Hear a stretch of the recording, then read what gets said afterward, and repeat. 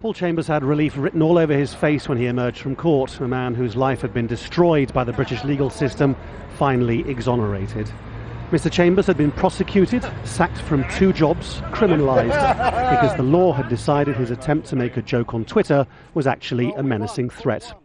It wasn't a very good joke. He'd suggested he would blow up his local airport if it didn't reopen in thick snow to allow him to fly to see his girlfriend. But it was a joke nonetheless, and eventually Britain's most senior judges at the Court of Appeal agreed that he should never have been prosecuted in the first place. How do you feel? Relieved, vindicated.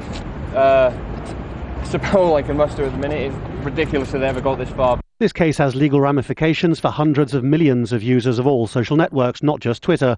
Finally, the law has managed to find a distinction between an offensive joke and a malicious threat, and so hopefully this will never happen again. This is now a big precedent case.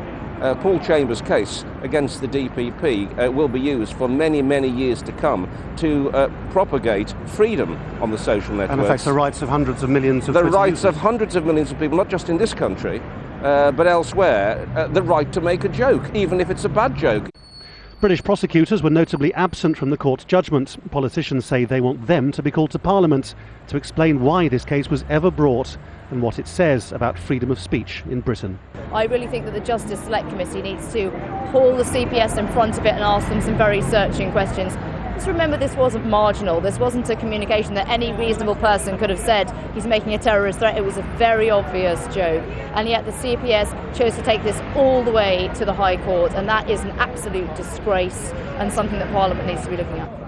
So the right to make an offensive but unthreatening remark is now no longer subject to criminal prosecution in Britain, which Paul Chambers' many supporters say is exactly as it should be. Eventually, it seems the law is catching up with the internet age. Lawrence Lee, Al Jazeera in London.